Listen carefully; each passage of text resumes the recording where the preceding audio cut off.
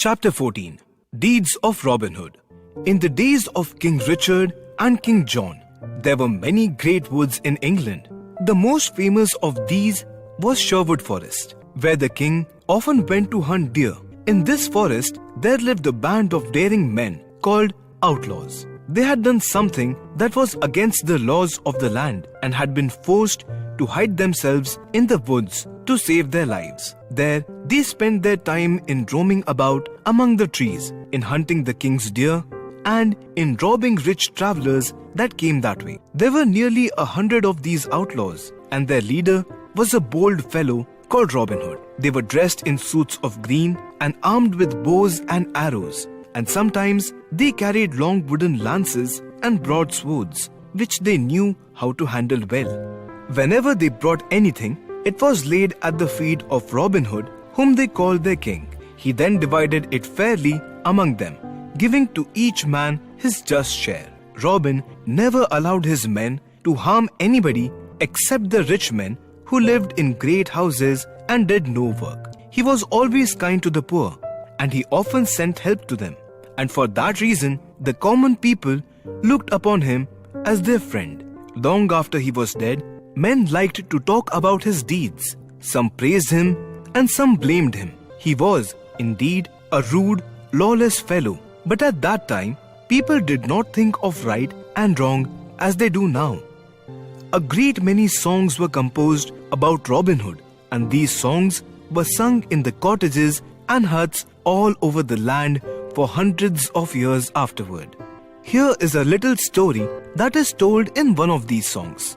Robin Hood was standing one day under a green tree by the roadside.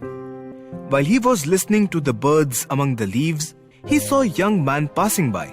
This young man was dressed in a fine suit of bright red cloth, and he tripped gaily along the road. He seemed to be as happy as the day.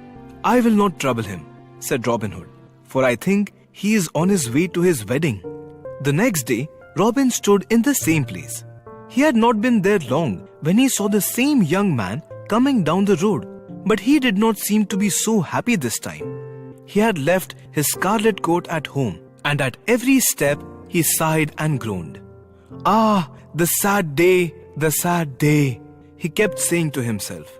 Then Robin Hood stepped out from under the tree and said, "I say, young man, do you have any money to spare for my merry men and me?"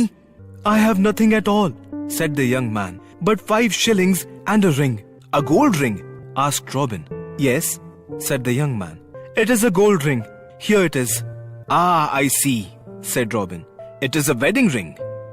"I have kept it for 7 years," said the young man. "I have kept it to give to my bride on our wedding day. We were going to be married yesterday, but her father has promised her to a rich old man whom she never saw, and now my heart is broken." "What is your name?" asked Robin. "My name is Alan Adale," said the young man. "What will you give me in gold or fee?" said Robin, "if I help you win your bride again, in spite of the rich old man to whom she was promised?" "I have no money," said Alan, "but I will promise to be your servant."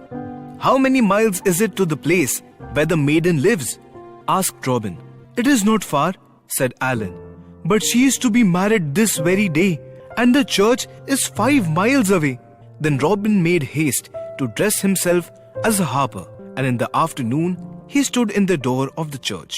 "Who are you?" said the bishop, "and what are you doing here?" "I am a bold harper," said Robin, "the best in the north country." "I am glad you have come," said the bishop kindly. "There is no music that I like so well as that of the harp. Come in and play for us." "I will go in," said Robin Hood, "but I will not give you any music until I see the bride and bridegroom." Just then an old man came in. He was dressed in rich clothing, but was bent with age, and was feeble and grey. By his side walked a fair young girl. Her cheeks were very pale, and her eyes were full of tears. "This is no match," said Robin. "Let the bride choose for herself." Then he put his horn to his lips and blew 3 times. The very next minute, 24 men, all dressed in green, carrying long bows in their hands, came running across the fields. And as they marched into the church, all in a row, the foremost among them was Alan-a-Dale. "Now, whom do you choose?" said Robin to the maiden. "I choose Alan-a-Dale," she said, blushing. "And Alan-a-Dale, you shall have her," said Robin.